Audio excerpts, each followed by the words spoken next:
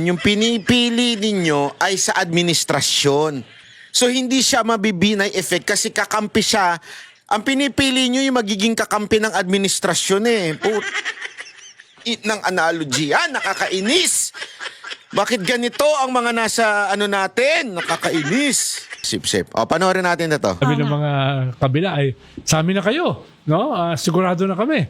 Kung hindi kami manalo sa eleksyon, baka mag-succeed kami. Ganun na yung spin eh. Di ba? Pero ang tanungan ngayon ng mga ordinaryong tao, wala ba ibang alternative? Yes. Either non-Marcos, non-Duterte. Pwede bang, wala bang none of the above ang gusto nila? Yung mga packaging ng media, na para bang sinasabi nila, huwag dapat natin piliin si VP Sara Duterte. Hanap tayo ng alternative. Alternative because you just don't like Vice President Sara Duterte. Not because gusto mo yung taong magsisilbi sa bayan. What kind of thinking is that? That is a terrible thinking. Di ba?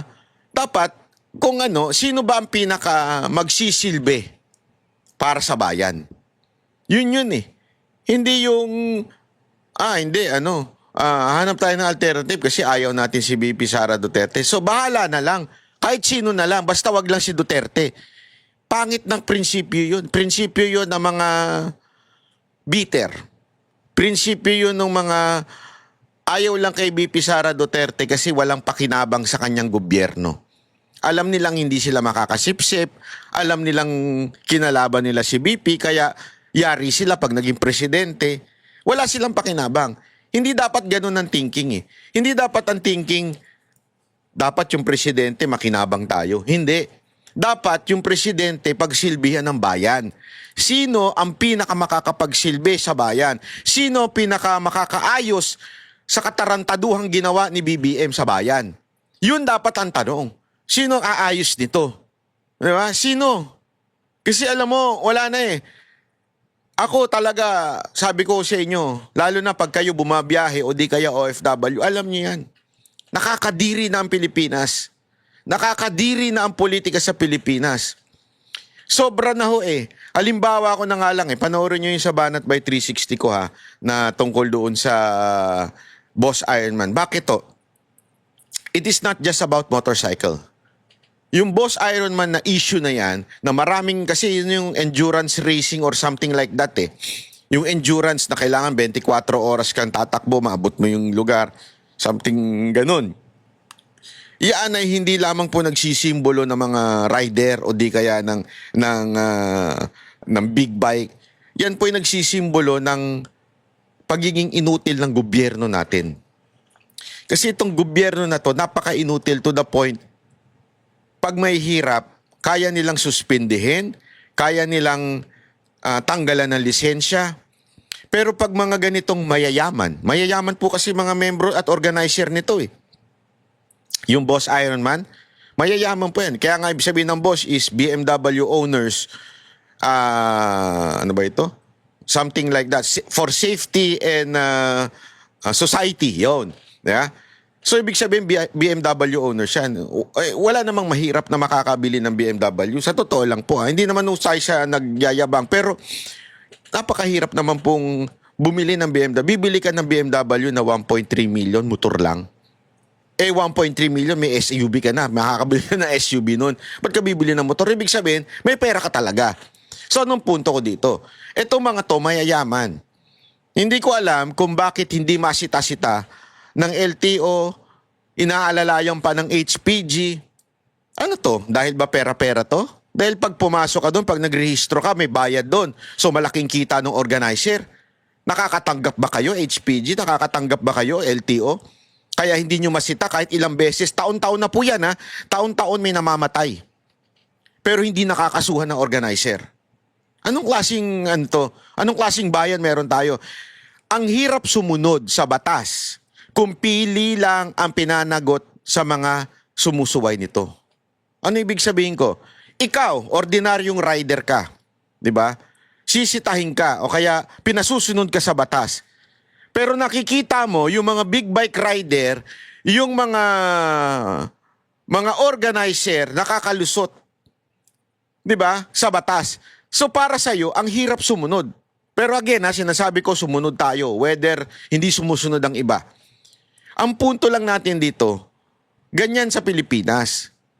Malalang malala na ang Pilipinas.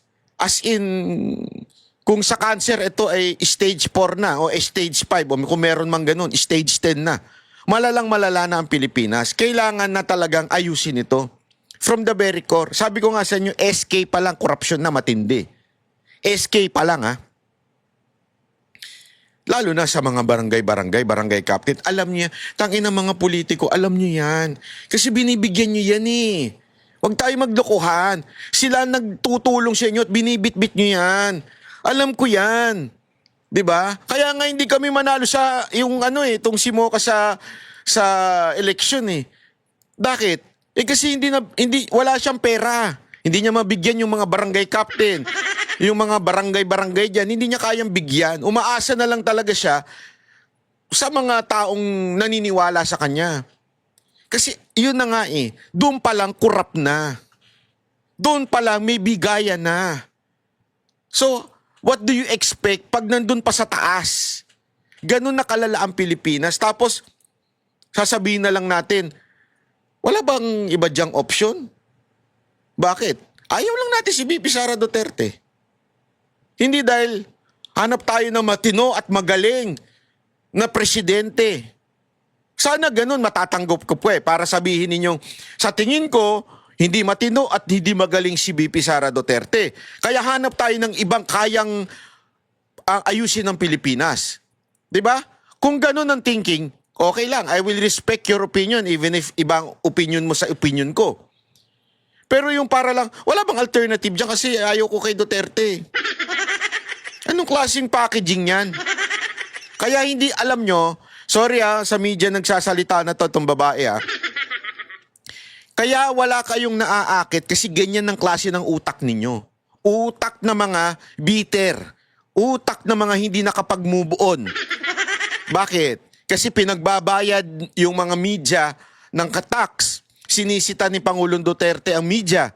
Yan ang totoo. Bitter kayong media kay Pangulong Duterte kaya ayaw nyo yung anak niya. It's not because hindi siya magaling, hindi siya maayos. Hindi yun Hindi yun ang reasoning nyo Ang reasoning nyo kasi tinamaan kayo nung panahon ni Pangulong Duterte. Kayong mga media.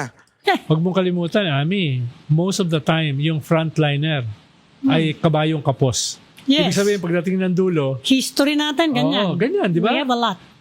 panahon ni FBR. Hindi naman frontliners FBR Hindi. Panahon ni... Yung panahon lang ni Erap, talaga frontliner siya from the start to finish. No? From the start. Oo. So, nagbabago yan Halimbawa, ng panahon ni... Tangin ng analogy Pwede daw magbago, pwede daw yung nasa baba na umangat pa. Kasi yung mga nakaraan daw eleksyon. Sorry barahin muna kita Political analyst. Political corny analyst. Napaka-corny kasi na tong taon to Maliit lang yung agwat nung nasa panghuli o nasa baba. Hindi ganun kalaki. Iko-compare mo, sobrang layo. Para bagang, anong klaseng mangga yan? 'di ba? Maaring Indian mango, o Carabao mango, o apple mango. Yun yung comparison noon. Ngayon, sinasabi mo, basta yung mango, yung apple, maaring maging mango. Kasi gano'n naman yung nakaraan magkakaiba Ibig sabihin, dati, kung yung mga nasa third and fourth nagiging presidente, ngayon, posible rin yung mga nasa third and fourth. Oo. Kung malapit, ang layo Ang layo nila. Ay, ng analysis yan. Hindi nga hindi nga dikit Negative Gago. Diba? At again, iba na naman din yun. Iba yung ini-endorse kasi last time. Eto halimbawa, tinan niyo yung sample niya. Ni GMA. Ang frontliner, si FPJ tsaka si Rocco. Yes, yes. Si Rocco mataas. But remember, at that time, si GMA, yung presidente na at that time. Sa kanya yung makinarya. Di ba? Ano ba? Ano na? Until nagkasakit siya. Di ba? Nung panahon ni Pinoy, Kasi mababa daw si GMA noon. Tapos sila FPJ nasa taas. Sino bang presidente at that time? Remember, extended na lang si GMA noon. Ibig sabihin, di ba naging presidente na siya? Dahil doon sa EDSA 2. So, at that time, makinarya nasa kanya. Kaya nga, di ba, hello Garce? Hello Garce, bakit niya tinawagan? Kasi presidente siya noon. Utang inang analysis yan eh. Ba't ka naging political analysis? Tama talaga si Guanzon Zayo eh. Tambay ka lang na naging political analyst eh. si Villar, ang Villar, mataas, Manny di ba? Villar. Oo. Nagbabago yan eh. Nung panahon ni Digong, si Binay. Binay. Oo. Followed by Grace po. Yes. Tapos yung dalawa, But remember, si Binay, wala naman sa administrasyon nun. Hindi ko sinasabi na sa administrasyon si Pangulong Duterte. Di ba nga kaya nga tinatawag na parang yun ang pinaka-phenomenal na pagkapanalo. Ibig sabihin ng phenomenal, hindi pangkaraniwan. Ito, example niya pa nga si Erap dito eh. Anak ng weteng talaga, oo. mababa. Mababa sila. Tapos, pwede rin magkaroon ng Black Swan, Dark Horse. Yan ang tinatanong yan. Nawala sa landscape. Tapos biglang susulpot. Adigong, di ba? Pinoy, di ba? Susulpot eh. So, Si Pinoy kaya nanalo namatay ang nanay. Oh my golly. What kind of person is this?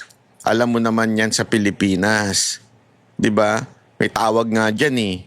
Yung nakalimutan ko na, pero may tawag diyan. 'Di ba? O alam nyo, isulat nyo na lang dyan. Maraming magaling dito eh. Isulat nyo dyan, no? 'Di ba? Maraming ganyan sa Pilipinas, kaya naman nanalo yung si Pinoy. Yung naman, no? Lukuha naman tayo, oh. yan ay isang distinct possibility. Kaya wag naman sila ganun ka sigurado. Malayo kasi. Negative talaga kayo. Siniraan nyo na ng todo si VP Sara Duterte, tumaas pa siya. Kayo, padaus-dos. Lahat ng kandidato nyo, padaus-dos.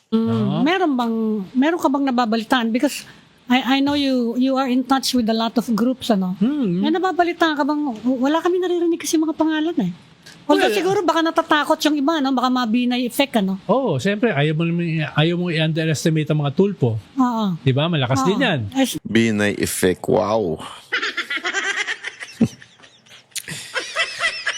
Yung Binay effect, remember, hindi nasa administrasyon si Binay, kaya binanatan ng administrasyon. Ngayon, Nagsabi na sila na ano, ayaw eh. Naayaw, pero marami kasing ayaw, nagbabago posisyon eh. Wag mo rin so hindi halimbawa lang si Tulpo, tumakbong presidente, hindi naman Binay effect yan. Bakit? Yung Binay effect, ang gumawa nun, yung administrasyon. Paano magiging Binay effect? Kakampi nga siya sa administrasyon. Gago! Bakit ganito ang mga nasa ano natin? estimate ang mga pink. Dahil together, medyo 15 million yun nung nakaraang Oo. eleksyon. Medyo malaki rin yan pag nagsama-sama. No? Bagamat, sabi ni Lenny, ayaw na niya. Ayaw na rin niya.